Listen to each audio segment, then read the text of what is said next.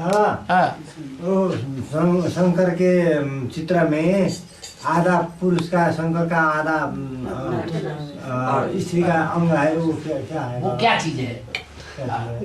वास्तव में स्त्री का जो चोला दिखाया गया है वो माँ का प्रतीक है, और जो पुरुष का चोला दिखाया है वो बाप का प्रतीक है ना? एक ही चित्र में। हाँ, एक ही चित्र में हाँ जी। माँ और बाप दोनों दिखाए गए हैं, है ना? वास्तव में माँ अलग होना चाहिए और बाप अलग होना चाहिए। ये कोई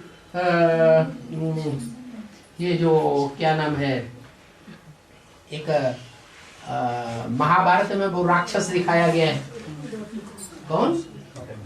आधा आधा हो जाता था, जरासंधी। ये कोई जरासंधी का चित्र तो है नहीं, है?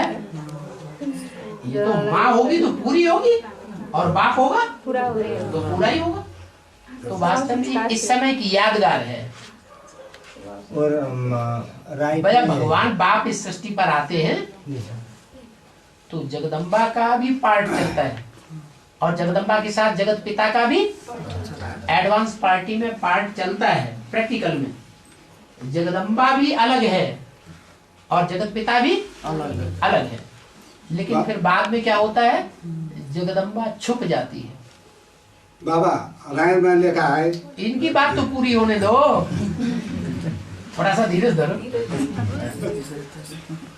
तो जगदम्बा का पार्ट जो है गुप्त हो जाता है, क्योंकि जगदम्बा को महाकाली का भी पार्ट बजाना है। इसलिए जगदम्बा का स्वरूप गुप्त होता है, और जगदम्बा की जगह पालना करने के लिए कोई माता चाहिए कि नहीं? नहीं चाहिए। इतना बड़ा परिवार है एडवांस पार्टी का, ऑल इंडिया में इतने ढेर के ढेर स्टूडेंट्स हैं, 2-4 बच्चे परिवार में होते हैं तो उनके लिए भी बाप दूसरी शादी कर लेता है, बच्चों को संभाल नहीं सकता। तो यहाँ तो ढेर के ढेर बच्चे हैं, उनकी पालना माता के बगैर हो सकती है?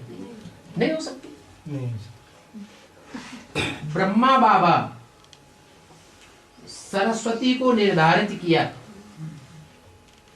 ब्रह्मा बाबा दाढ़ी मूछ वाले थे, कहते थे मैं ब्रह्मा हूं, अम्मा हूं, लेकिन ये तन तो पुरुष का है।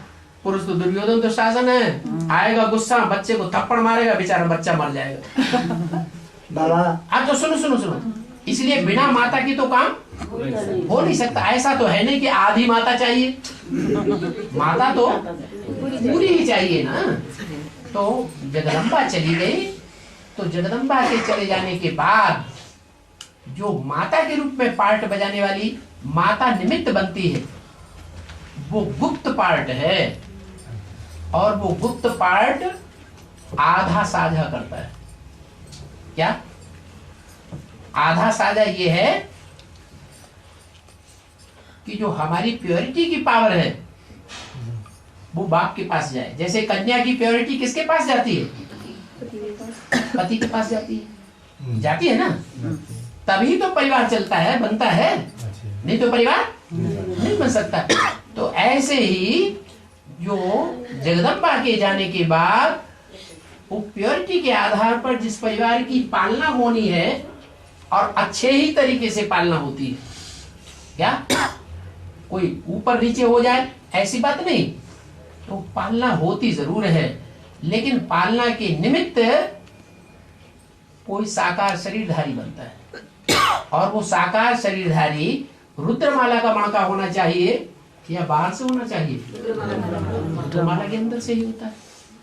इसलिए जो अष्टदेव हैं, उन अष्टदेवों में से एक देवता है दूसरे नंबर का,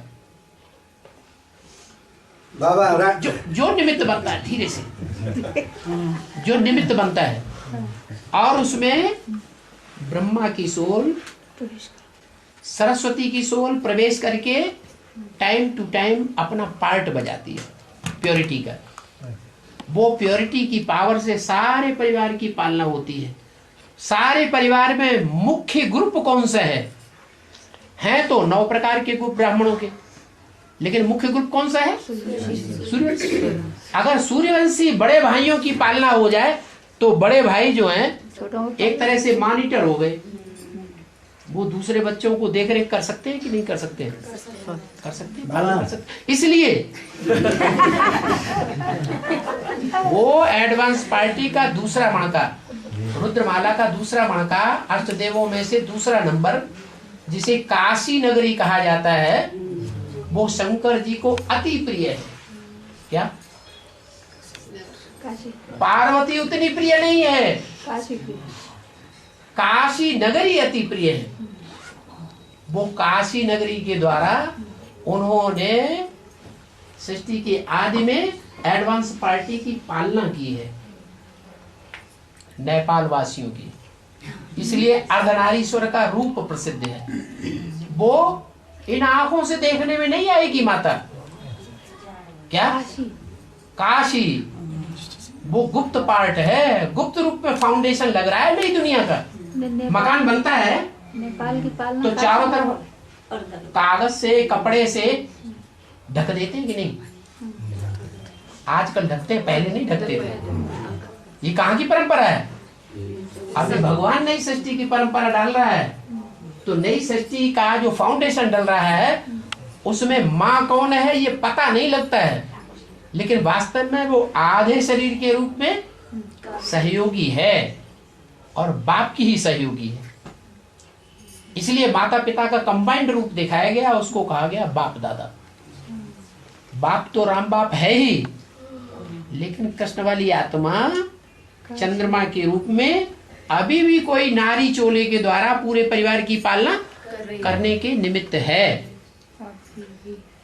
प्रत्यक्ष रूप में नहीं देखने में आता है कि सारे की पालना कर रही है, सभी प्रकार के, सब धर्मों की, बीजों की नहीं, सिर्फ सूर्यवंशियों की स्पेशल पालना करती है। सूर्यवंशी आत्माओं को विश्वास भी है, निश्चय भी है, और वो मानते भी हैं, और वो सूर्यवंशियों के द्वारा सारा परिवार पालन होता है, पोषण होता है। इसलिए अर्धनारीश्वर का रूप प्रसिद्ध है।